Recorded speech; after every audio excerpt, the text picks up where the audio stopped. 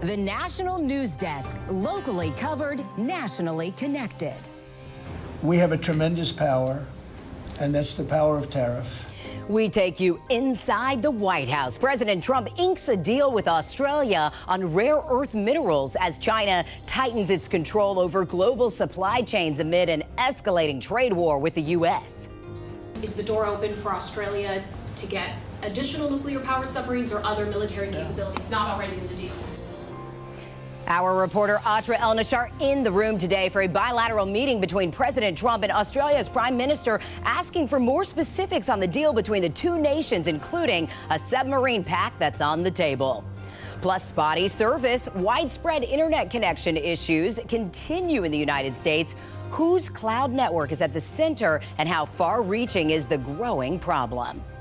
Good evening. I'm Taylor Murray. Welcome to the National News Desk, America's News Now. Right now, the U.S. Senate is voting again on legislation to reopen the government after 20 days without funding. The Senate is considering several bills tonight, including the same packages that have already failed multiple times.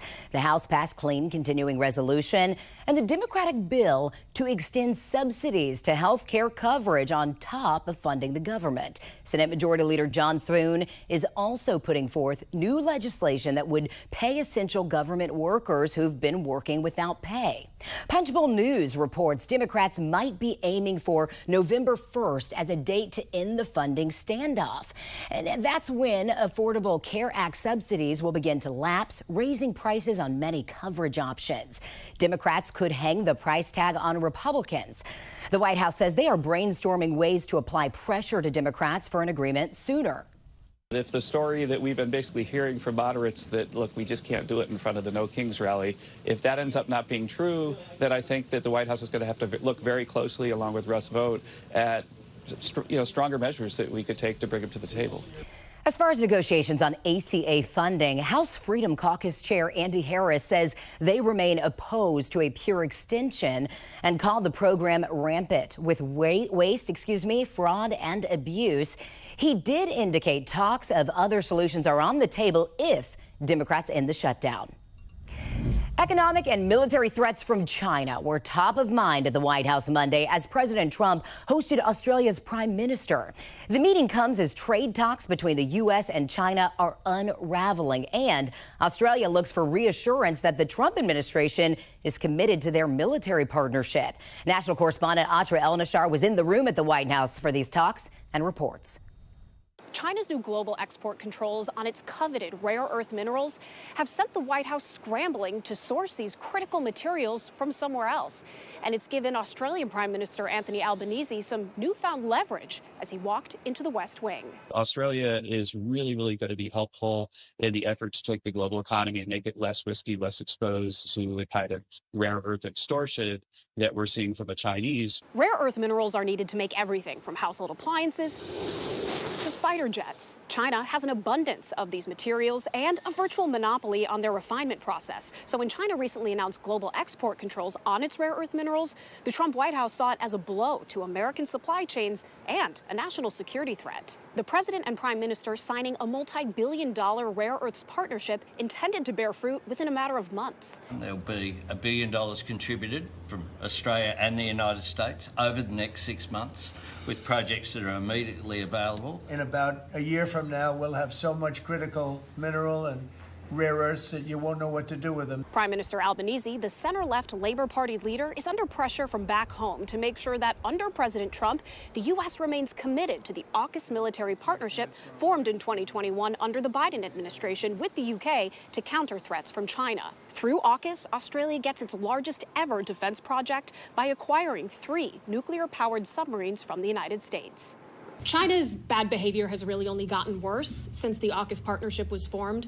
With that in mind, is the door open for Australia to get additional nuclear-powered submarines or other military capabilities not already in the deal? I think China's been very respectful of us. They're paying tremendous amounts of money to us as in the form of tariffs. Are you at least interested in expediting the nuclear-powered subs to Australia? Well, we are doing that. One Australian official told me that a main objective of Monday's meeting was simply do not rock the boat. Do not give President Trump any reason to doubt the future of AUKUS. So on that front, the meeting was a clear success for the Australians. Taylor, back to you. All right, Atra, thank you. Now, President Trump also escalating his feud with Colombia, announcing he'll raise tariffs and cut off all U.S. aid payments to the country. This follows a new U.S. military strike on what the White House calls a narco-terrorist boat. National correspondent Kayla Gaskins reports from Washington. Another alleged drug boat in the Caribbean was blown up by the United States. President Trump and Secretary of Defense Pete Hegseth sharing videos of the strike on social media over the weekend. According to Secretary Hegseth, the boat was linked to a Colombian guerrilla group that the U.S. has designated a terrorist organization since the 1990s. Hegseth calling them the Al-Qaeda of the Western Hemisphere. This is the 7th known attack this administration has conducted since September against what it calls narco-terrorist targets. President Trump recently declared the U.S. is now engaged in an armed conflict with drug cartels, providing the legal justification for these strikes. The moves drawing criticism from some within the president's own party. So all of these people have been blown up without us knowing their name, without any evidence of a crime. I'm not in favor of declaring war on Venezuela, but the Congress should vote.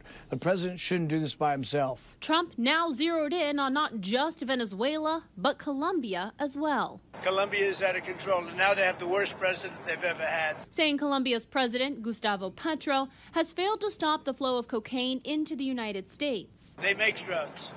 They refine drugs. They make cocaine. They have cocaine factories. They have no fight against drugs. And so he's announcing new targets and halting U.S. aid payments to the country. We're not going to be part of it, so we're going to drop all money that we're giving to them. On Truth Social, President Trump called Petro an illegal drug leader. Last month, the U.S. revoked Petro's visa after he called for criminal charges against Trump at the United Nations for the strikes on alleged drug vessels in the Caribbean. The White House insisting the operations are legal under Trump's new designation of drug cartels as foreign terrorist organizations. On Monday, as tensions between Washington and Bogota intensified, Colombia recalled its ambassador to the United States. In Washington, I'm Kayla Gaskins reporting for the National News Desk, America's News Now.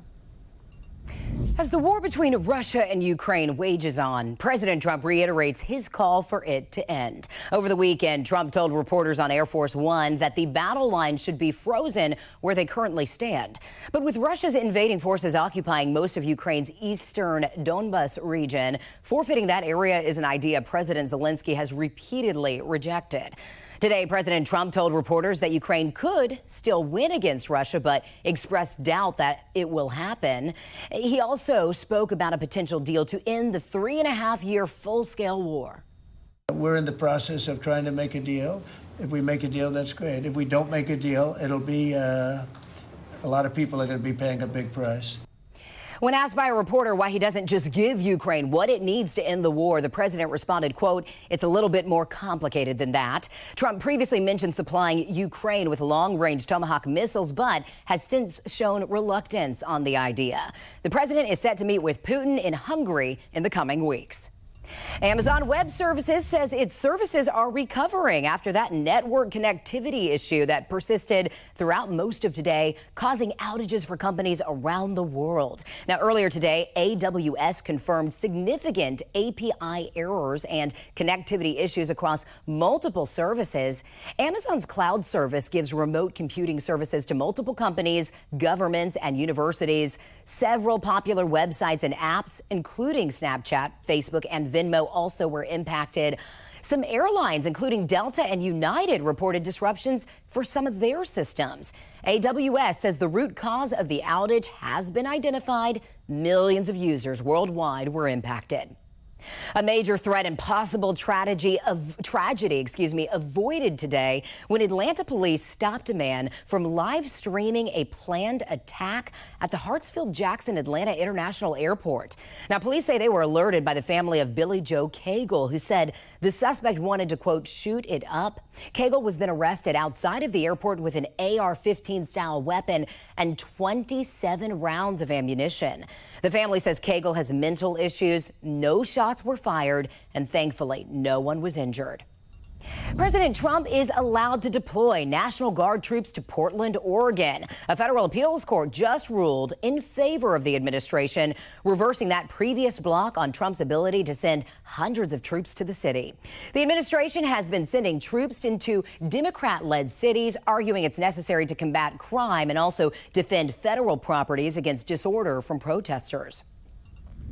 Well, the search for suspects in an early Sunday morning shooting at Oklahoma State University is ongoing. The Oklahoma State Bureau of Investigation, along with local authorities, say they are following up on leads after 3 people were shot outside of a residence hall. One of the injured victims is an OSU student.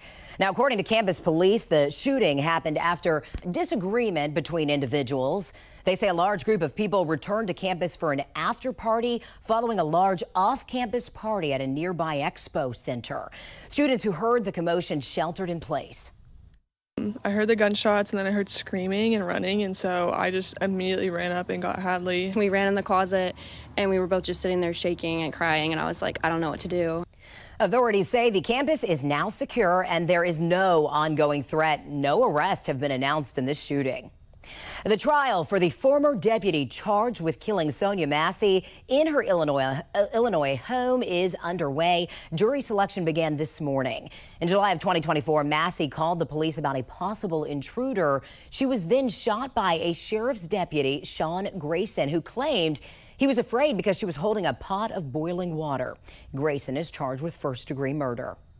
An appeals court is now considering whether Alina Habba has been unlawfully serving as a federal prosecutor after a lower court ruled against her. In March, President Trump appointed Habba as acting U.S. attorney and special attorney to the U.S. Attorney General for the District of New Jersey. Now, she was replaced at the end of her interim role, but the U.S. Attorney General fired the replacement and brought Habba back.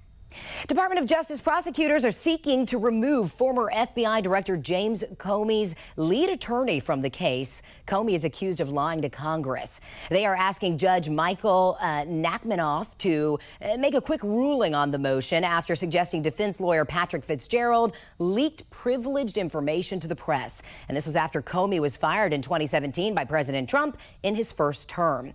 They claim this constitutes a conflict of interest. Fitzgerald has already issued a motion to disqualify lead prosecutor Lindsay Halligan, who brought the case against Comey.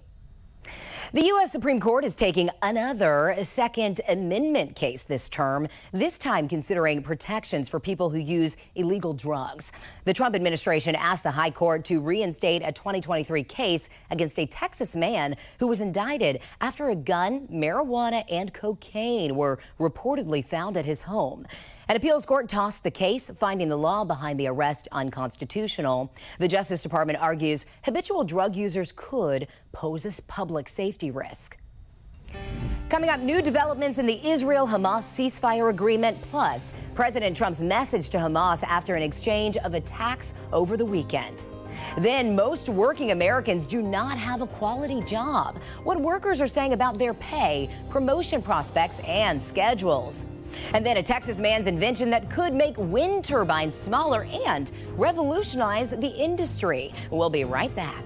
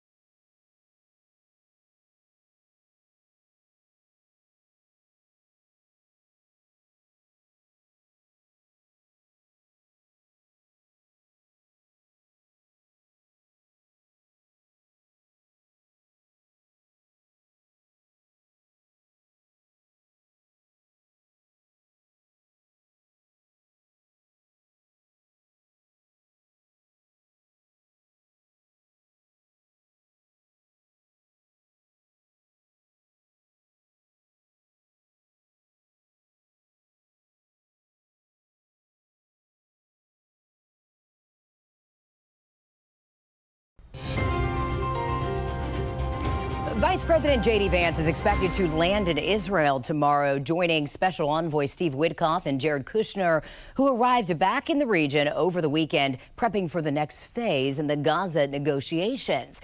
President Trump says the ceasefire is holding despite deadly attacks over the weekend.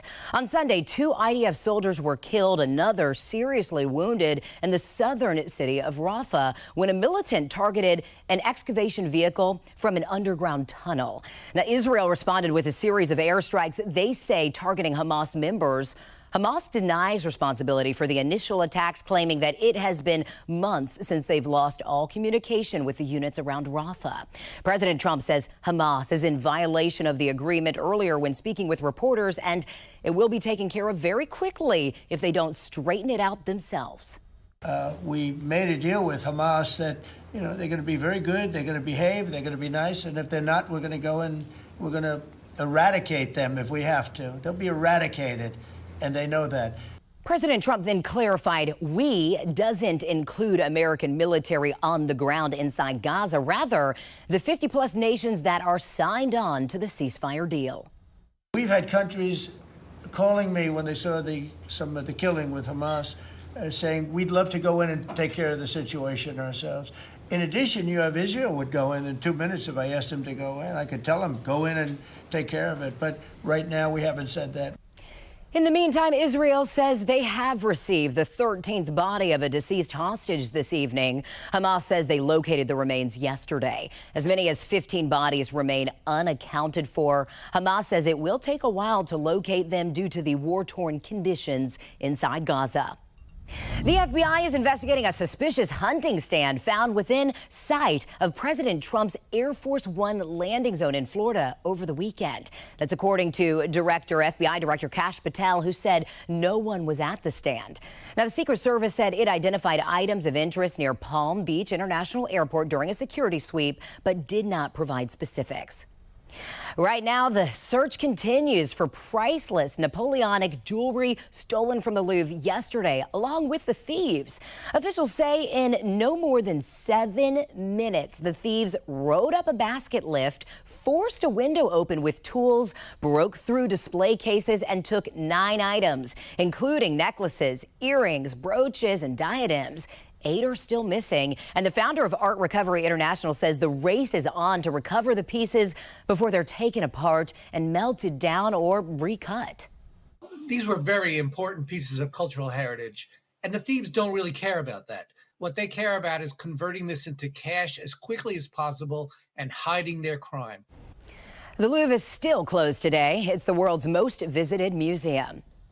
A drastic drop in kids with peanut allergies. That's the findings of a new study in the journal Pediatrics. It shows a 43% decline in peanut allergies since 2017, when national guidance changed. Parents were encouraged to feed their babies peanuts instead of avoiding them. Scientists say early exposure to common allergens helps children develop a tolerance. Well, over 90,000 pounds of ready-to-eat breakfast burritos and wraps are being recalled due to a possible listeria contamination. The brands are El Masfino, Los Cabos, and Midamar. Several products are affected. Now, they all contain eggs that were linked to the bacteria. They were produced between September 17th and October 14th and sent to food service groups nationwide, including schools. A new landmark study finds most American workers are in jobs that fall short of what experts call quality work. Because today, a paycheck alone is not enough. It's about stability, a voice, and real security on the job. The National News Desk, Angela Brown, takes a closer look at the state of the American worker. Let's face it, it's not enough to have a job. The real question, is it a quality job? And more Americans are saying no. A new study from Gallup found 60% do not have quality jobs. So what exactly does that mean? I feel that the majority of Americans right now are dissatisfied with their jobs and their workplace. They feel used, unappreciated, undervalued. And I think it's really a sad state of where we are right now in the economy. And that economic reality is showing up in the numbers as well. A new Goldman Sachs report found that 42% of younger workers, Gen Z, millennials, Gen X, are living paycheck to paycheck. Costs like childcare, costs like going to college, costs of housing and renting. all of those costs are taking a much larger percent of share of someone's income. Gallup's job quality report reinforces that finding. Nearly a third of workers say they are struggling financially. But the Gallup survey goes well beyond money and paints a picture of what is missing at work. 25% of workers do not see an opportunity to grow. Over half feel shut out of important decisions at work, and 62% say their schedules are unpredictable or unstable. That frustration is one reason Maya Radcliffe started her own business, Hawaii Fluid Art. What we do see is people in white-collar positions who don't feel like they have a say at their company. They don't feel that their opinion matters, and that is very frustrating. The Economic Policy Institute reports that since 1979, wages for the top 1% have jumped more than 180%, while pay for the bottom 90% barely rose 44% after inflation. Now, that gap shows up everywhere. Installed retirement savings, unstable schedules, and workers who say they're just getting by. In Washington, D.C., I'm Angela Brown. Coming up, the dark money that a Utah professor claims is making its way into political races this fall. We're back in 90 seconds.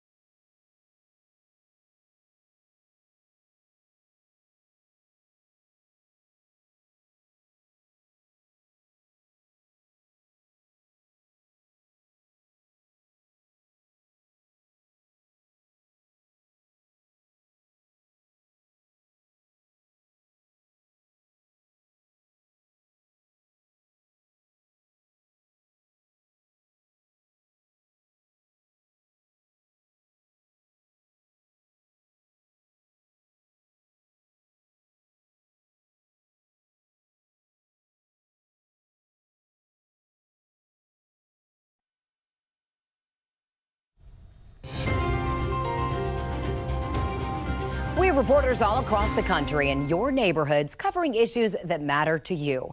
We are taking the pulse of America, and we start in Utah, where a professor is concerned untraceable money is seeping into political races.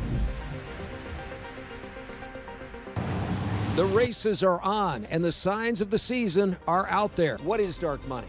Dark money is money that you cannot trace. Is there dark money in these local races in Utah County? Yes. John Barrick, accounting professor, politically engaged, brought financial disclosures today, one showing $100,000 going from a Delaware entity to a Utah PAC that feeds local candidates. There are people that would like to have influence with elected officials, and they don't want you to know who they are. Does your organization deal in dark or less than transparent money in political races?